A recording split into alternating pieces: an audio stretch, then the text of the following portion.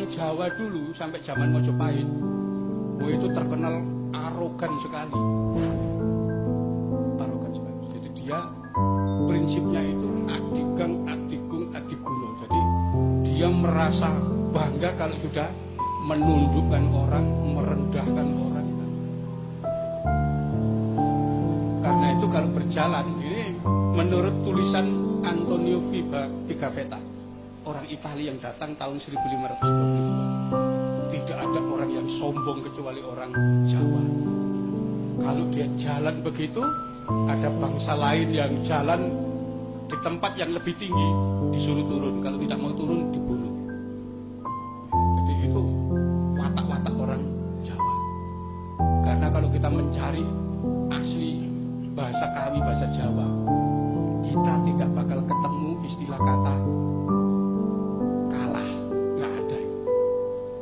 Jadi kalau berselisih, menang atau mati, nggak ada kalah itu, nggak ada. Baru zaman Wali Songo ada istilah ngalah. Ngalah itu pun bukan dari akar kata kalah, enggak. Ngalah itu bentukan kata bahasa Jawa.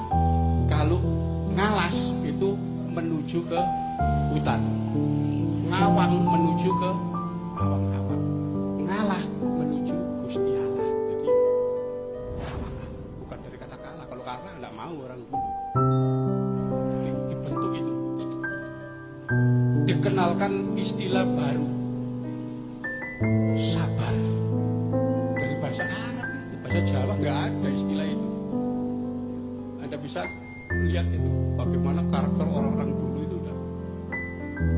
Duta aja dari Cina datang ada Kertanegara menyampaikan pesan dari rajanya, udah langsung dilukai, merasa tersinggung. Jadi itu karakter orang dulu. Karena itu kata-kata carok yang sekarang digunakan di Madura itu tradisi orang Jawa kuno aslinya. Kenapa? Karena kata-kata carok itu bahasa kami, artinya berkelahi. Di situ.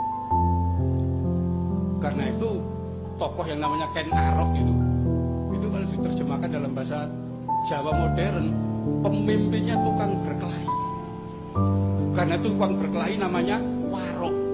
Hercules. Iya, jadi orang dulu itu udah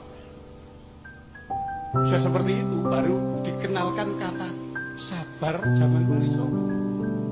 Ya, kata-kata adil, ya, tawadu, itu baru belakangan ini. Sebelum itu tidak dikenal. Ini proses bagaimana orang dakwah zaman dulu. Jadi proses-proses itu. Sebenarnya kalau Jawa sama Islam itu kayak tumbuh ketemu tutup. Hampir tidak ada ilmu-ilmu Jawa yang bertentangan dengan Islam. Sebelum ada wa may ya'mal mithqala dzarratin khairan yarah wa may ya'mal mithqala dzarratin syarran yarah, wong Jawa wis duwe munduh ing pakarti. Ya. Orang Jawa sudah punya pengetahuan-pengetahuan yang hasil dari ijtihad. Sehingga orang Jawa mengerti apa yang baik dan yang buruk dalam kehidupan, meskipun waktu itu belum ada Islam datang. Bahkan orang Islam mengerti, orang Jawa mengerti manajemen yang tingkatnya sangat tinggi melebihi masyarakat Barat sekarang dengan bukti-bukti seperti Borobudur, seperti banyak sekali peradaban-peradaban yang lain di Pulau Jawa dan di seluruh Nusantara. Ya, jadi teman-teman sekalian, tolong Jawa digawa, Arab digarap, Barat diluat. Jadi ojo terus awakmu dilek Barat, ojo dilek Arab, ojo dilek Jawa. Tapi awakmu sing kudu mengunyah Jawa, mengunyah Arab, mengunyah Barat. Ya, mengunyah Islam, mengunyah Barat. Karena pelakunya adalah Anda, bukan Islam. Islam tidak bisa hancur karena dia bukan subjek, dia bukan pelaku, dia bukan manusia. Islam itu alatmu, inspirasi dari Allah untuk kamu pakai untuk Mama Yuhayuning Bawono. Mama Yuhayuning Bawono wis lahir sebelum ada kata rahmatan lil alamin. Gitu ya. Jadi Anda jangan meninggalkan Jawa Anda. Setelah perang salib selesai, kemudian di Eropa terjadi apa yang namanya Renaissance, yang mereka menyebut masa pencerahan. Terus terang sebenarnya itu adalah itu masa kegelapan untuk bangsa Timur. Portugis datang, Belanda datang untuk membuat kita gelap pekat. Kita menjadi tidak percaya diri kepada apa yang pernah dicapai oleh nenek moyang kita. Pak Muzamil tadi mengatakan semua ilmu-ilmu yang sekarang dikembangkan oleh dunia barat ditemukan awalnya oleh sarjana-sarjana Islam. Untuk contoh aja, Al-Kindi apa Al-Kindi? Al-Farabi apa? Ibnu Sina apa? Semua dasar-dasar ilmu pengetahuan barat sekarang itu dasarnya dari penemuan-penemuan Islam. Nah, begitu barat mengalami pencerahan, itu sebenarnya mempersempit manusia dari kelengkapan ahsanul takwim menuju materialisme dan sekarang menjadi kapitalisme dan sekarang memuncak menjadi kapitalisme liberal, bahkan ultraliberal dan maniak liberal hari ini. Sesungguhnya semua pembangunan di Indonesia itu menentang Pancasila, karena Pancasila itu bukan membangun materi tapi keadilan sosial. Jadi mereka yang mengaku-ngaku Pancasila, mereka sebenarnya adalah pelanggar Pancasila secara nilai dan substansi. Nah, Anda sebagai generasi yang akan membangun Indonesia, Anda harus menemukan kelengkapan. Barat tidak jelek, tapi kudu diruat. Arab dengan Islamnya, bedakan Arab karo Islam ora padha. Ana bedane. Arab ora padha karo Saudi. Saudi ora padha karo Quraisy ora padha karo Badui ora padha karo Islam. Jadi Islam tidak sama dengan Arab, tidak sama dengan Saudi, tidak sama dengan Quraisy maupun Badui. Anda harus bisa memilah. Kalau Anda ke laut, yang Anda ambil itu airnya, tapi Anda tidak bisa mengambil ombaknya.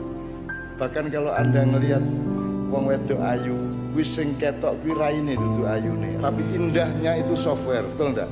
Indahnya tidak kelihatan, software tidak kelihatan. Jadi teman-teman sekalian, tolong Jawa tetap menjadi dasarnya karena kita orang Jawa. Islam kita terima. Karena Jawa itu saampu-ampuhe tetap gak iso nemokno sing Islam ngekei. Jadi Anda cari Allah, cari Tuhan, sapa to jane sing kuwasa, terus ketemu Sang Hyang Wenang, Sang Hyang Widi, Sang Hyang Tunggal sak piturute. Sampai ana malaikat jeneng Bathara Wisnu, Togog, Panembahan Ismaya, Bathara Bayu sak piturute. Ya, itu gambaran dan imajinasi mbah-mbah kita tentang peran-peran langit, peran-peran rohania. Tapi mereka tidak tahu persis. Yang bisa ngasih tahu persis tentang semua itu adalah Allah sendiri. Allah mengatakan, Qul huwallahu ahad. Nah, jadi kita tahu dia namanya Allah, dia ahad. Terus dia ngomong tentang, oh aku duwe Jibril, aku duwe Mikael, aku duwe Israfil, aku duwe Israel, aku duwe Kanzul Jannah, aku duwe Iblis, aku duwe Dajjal, aku duwe Sakhlatus Syamsi, aku duwe Zabaniyah, aku duwe Malaikat Salim sing njupuk lempung di Pulau Jawa dibawa ke langit 7 untuk dijadikan patungnya Adam ketika pertama diciptakan, dan seterusnya. Cerita ini wakeh, dan orang Jawa sudah menemukan yang lebih detail daripada khasanah-khasanah para sarjana Islam. Jadi ojo ngremehno Jawa, karena tujuannya dunia barat sesungguhnya, Yahudi dan globalisasi ini adalah menghancurkan Indonesia. Karena kita kaya raya supaya bisa dikuasai dan dirampok, dan cara menghancurkan Indonesia adalah satu, menghancurkan Jawa, nomor dua, menghancurkan umat Islam. Jadi Anda dibikin tidak percaya diri kepada Jawa, tidak percaya diri kepada Islam. Nek kamu pertahankan Jawamu, kamu pertahankan Islammu, kemudian kamu gunakan Barat untuk memperkuat dan mempercanggih pengetahuanmu, insya Allah kamu menjadi pemimpin masa depan yang sebaik-baiknya. Ketika lagu Maroon 5 One More Night tadi itu sepenuhnya loh nganggo saron, nganggo bonang loh. Dan itu Jawa loh. Tapi ternyata dengan landasan Jawa, Mamayu Hayu Ning Bawono iso dienggo lagu Barat. Mari mlebu selawat ya iso gampang. Jadi Arab, Barat, Jawa jadi satu di Kiai Kanjeng. Jadi ini bukan sekedar pertunjukan musik, dan Kiai Kanjeng bukan grup musik. Kiai Kanjeng itu nama gamelannya. Grupnya gak ono jenenge. Ben gampang diceluk Kiai Kanjeng, tapi jane ming nama gamelan. Anda tahu keistimewaan orang Jawa. Orang Jawa itu menjalankan apa yang tadi disebut Sabbahalillahi ma fis samawati wal ardh. Kalau orang Barat alam adalah alatnya yang dieksploitir dan diperas. Tapi orang Jawa, alam adalah saudaranya, alam adalah kakak sulungnya. Sebelum manusia dibikin, alam dibikin terlebih dahulu. Berarti alam kuwi kangmasmu, alam kuwi cacakmu, gunung, segoro kabeh iki cacakmu. Maka orang Jawa sangat menghormati, sehingga di Jawa nama-nama benda itu dikasih kehormatan seperti sesama manusia. Keris dikai kiai, ya tak gak? Kiai Sangkelat, Kiai Nogososro Sabu Inten, Kiai Pleret. Di Jombang ning desa ku ana jenenge Kiai Keningar Kuwit-witan. Kebon di Solo Kiai Slamet. Ya terus ana apa meneh liyane? Apa Mas? Kereta Kencana, semua dikasih nama dengan penghormatan seolah-olah mereka manusia. Itu loh teman sekalian. Jadi nek bahasa modern ini, bahasane wong kampus. Nek benda, tanduran, termasuk planet-planet ya, hewan itu kabeh gak tahu salah. Mereka semua pasti benar. Karena semua yang mereka lakukan itu langsung merupakan perintah dari Allah Subhanahu wa taala. Jadi kalau macan mangan kidang, ojo dianggap macan kejem. Jadi orang modern ini begitu sombongnya sehingga kalau ada orang ngawur disebut hukum rimba. Padahal rimba itu adalah ciptaan Allah dan mesti benar. Kalau salah itu namanya organisme. Nah, manusia disuruh jadi khalifah untuk bikin organisasi. Arahnya organisasi itu adalah meniru organisme ciptaan Allah. Ngono kan? Kowe kudu bisa kaya lemah, kowe kudu bisa dalam konteks lain kudu kaya banyu, kaya api, kaya geni dan seterusnya. Itu kita meniru organisme karena organisme pasti benar. Anda jangan terus ngomong Gusti Allah kejem ya gawe neraka. Malaikat Israel itu pembunuh massal. Ngono. Kowe ngarani ngono kuwi. Pun dino mateni wong. Malaikat Israel. Terus kamu bilang malaikat yang paling kejam adalah Israel ngono. Itu berarti Anda tidak bisa menemukan harmoni antara nilai Islam dengan Jawa dengan Barat. Ono wong sing rajin ibadah, kelakuannya apik tapi melarat. Gak tinggal rezeki akeh karo Gusti Allah.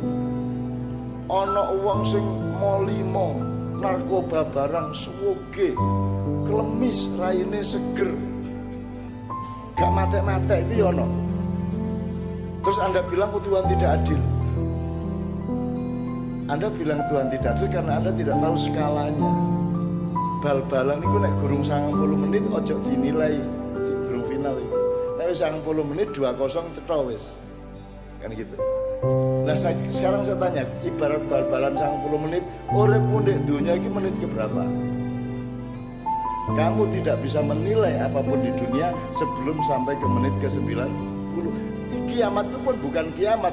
Kiamat itu kebangkitan. Kamu dari uap menjadi air, atau dari air menjadi es, atau kamu dari ulat menjadi kepompong, dari kepompong menjadi kupu-kupu. Jadi kiamat bukan hari akhir. Kiamat itu hari akhir dalam arti turnamen yang pertama, babak penyisian. Jadi sangkan paraning dumadi kuwi innalillahi wa inna ilaihi rajiun. Kuwi saka Gusti Allah bali nang Gusti Allah. Itu bukan pedoman orang mati, itu pedoman orang hidup. Itu teman sekalian ya. Nah, Kiai Kanjeng tadi itu memberi contoh aja bahwa iso wong Jawa mimpin dunya. Iso.